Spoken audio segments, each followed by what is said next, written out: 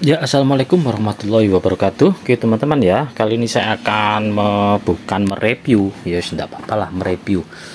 Jadi ini aja cara membuat ini membuat lubang pada transistor final yang dipasang di heatsink. Jadi di sini tuh saya menggunakan lebih apa maksudnya itu lebih apa sih lebih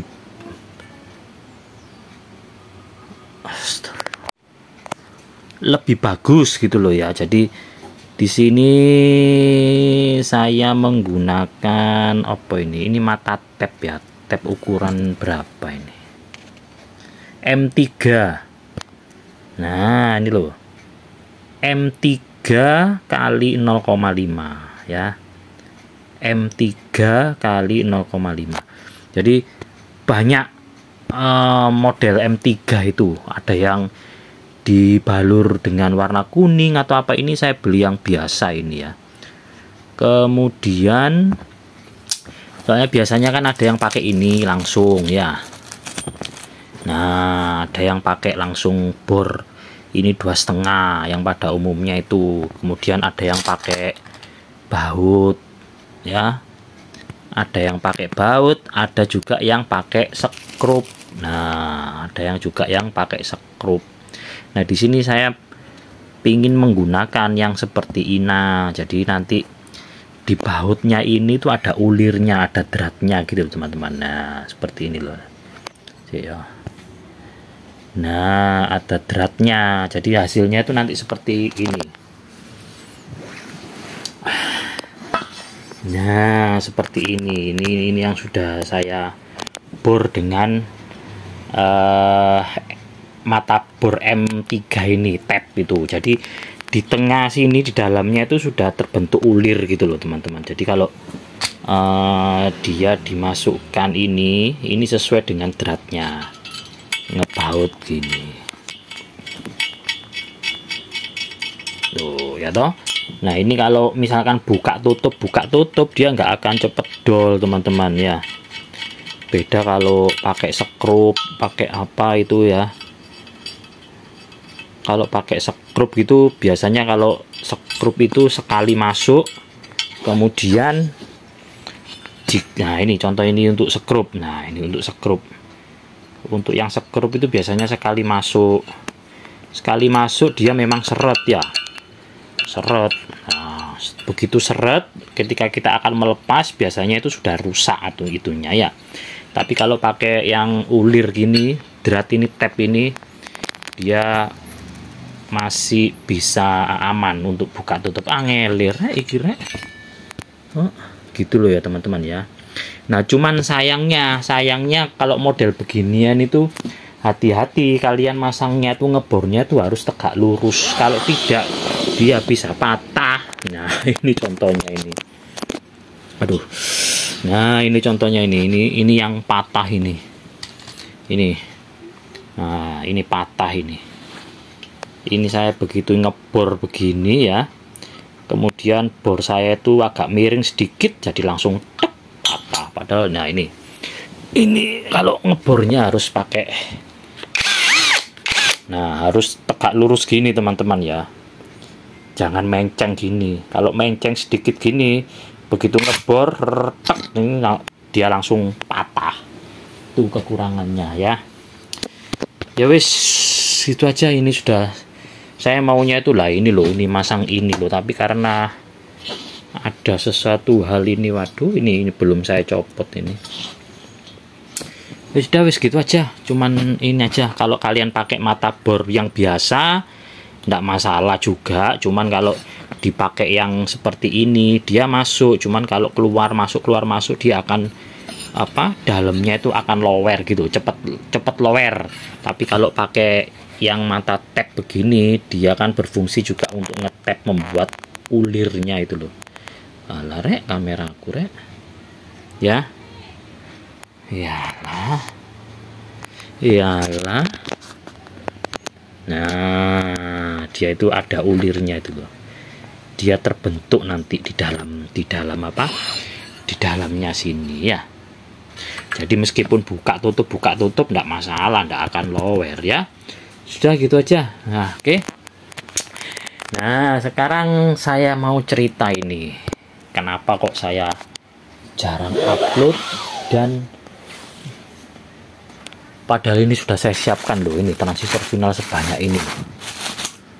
Tuh, ini obat saya ini, teman-teman. Itu oksigen saya itu. Kenapa kok saya itu jarang upload? Wis, bukannya saya itu males, semuanya itu sudah siap, cuman aku itu gini loh ceritanya itu ya. Ya, jadi saya itu kena serangan junteng, jantung. Jadi pada tanggal, pokok singkat cerita gini loh. Aduh, saya itu agak, kalau ngomong terlalu cepat, terlalu lama itu agak ngos-ngosan sekarang. Jadi tanggal 25 September pagi itu aku sudah di puskesmas.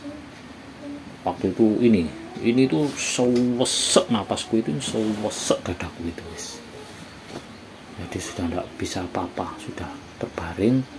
Kemudian sama puskesmas diperiksa, ternyata ada jantung bermasalah. Kemudian dirujuk ke rumah sakit di atasnya puskesmas ya.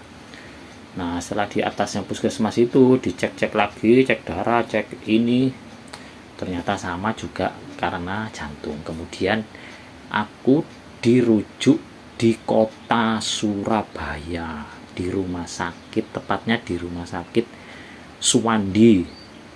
Wah, dari situ naik ambulan, wing. Setelah itu pokoknya nyampe di rumah sakit Suwandi itu jam 7 atau enggak, jam 7 malam. Itu langsung dicek lagi, cek darah, kemudian langsung menuju operasi. Nah, sebelumnya aku nggak ngerti operasi jantung itu ini dibelah atau bagaimana, kan nggak ngerti. Cuman dari rumah sakit yang sebelumnya itu diberitahu kalau di kateterisasi, di kateter gitu loh. Nah, katanya itu sih dibius total. Nah, ya sudah, begitu masuk meja operasi, kemudian aku kan berbaring, terus sebelah sini itu diinfus biasa ya, kemudian yang sebelah kanan ini, daerah sini itu dimasukin apa gitu loh.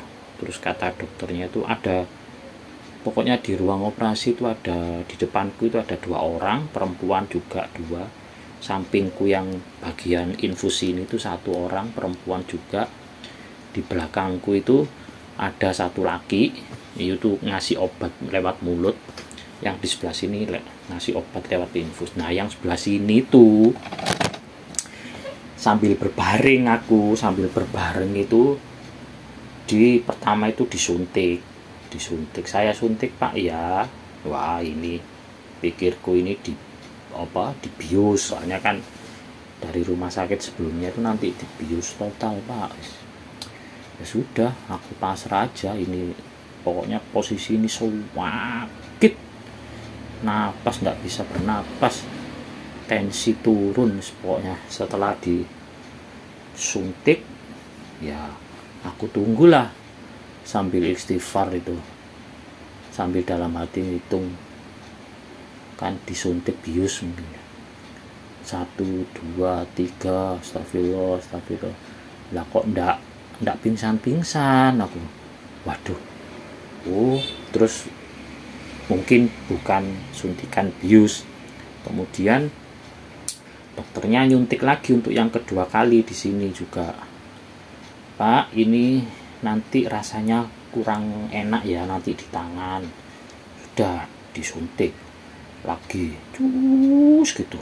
Terus jadi mulai sini sampai sini tuh rasanya tuh dingin gimana gitu, tercep gitu.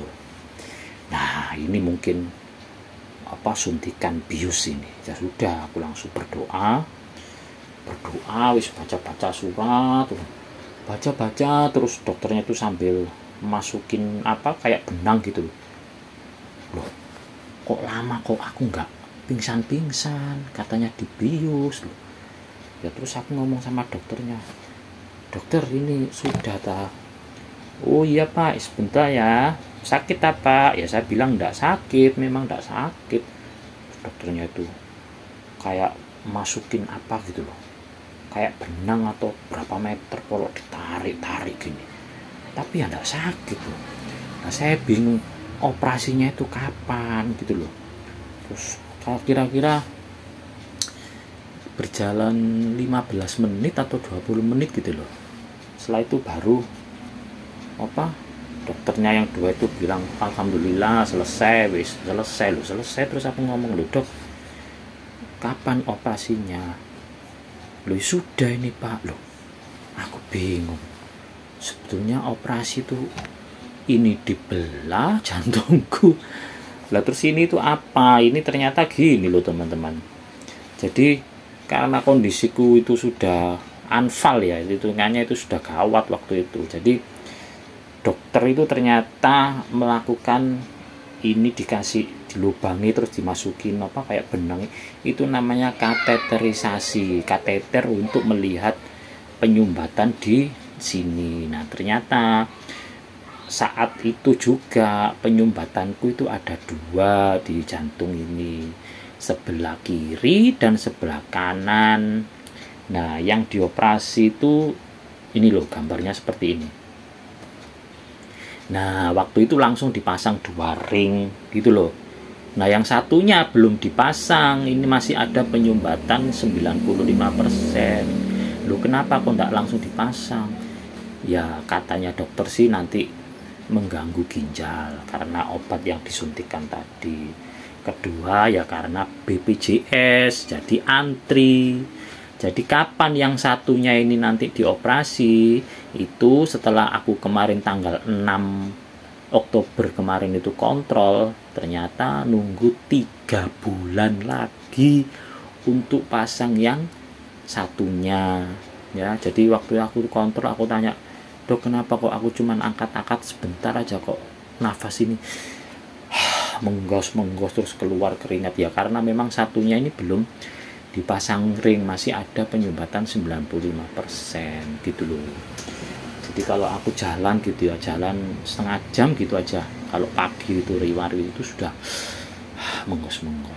Jadi sekarang saya itu enggak boleh ngopi, enggak boleh rokok, sudah stop 100%. Jadi mohon maaf, aku cuman minta doanya aja 3 bulan ke depan ini aku nunggu proses pemasangan ring yang kedua, karena yang satu sudah dipasang langsung 2 ring ya, yang satunya ini nunggu nanti bulan, insya Allah 3 bulan lagi, berarti ya bulan Januarian lah 2020. Dan terima kasih yang sudah ini ya, yang sudah menyumbangkan, memberi saya sumbangan. Saya belikan ini, dibelikan sama anak saya, dibelikan ini ya, karena kalau saya kadang kalau angkat-angkat berat gitu sesek, dada saya masih terasa sesak. Terima kasih yang sudah, saya tidak bisa sebutkan nama ya. Kemudian majikan saya, bos saya terus terang saya sudah pasrah, saya tidak bisa kerja ini. Jadi saya itu sudah tidak kerja hari ini, wis murni. Kadang-kadang ya ngonten, tapi ngonten kan juga butuh persiapan, ngangkat saya tuh kadang gampang capek sekarang sambil menunggu nanti pemasangan stand ring yang kedua. Udah teman-teman ya, itu sudah siap semua loh barang-barangku itu, tapi ya mau apa lagi. Wis kurang lebihnya saya mohon maaf. Terima kasih. Wassalamualaikum warahmatullahi wabarakatuh. Keluarga Mbak Linda lalui banyak cobaan, tapi tidak menyerah, berusaha dan berdoa, semoga kelak menjadi keluarga yang sakinah dengan anak-anak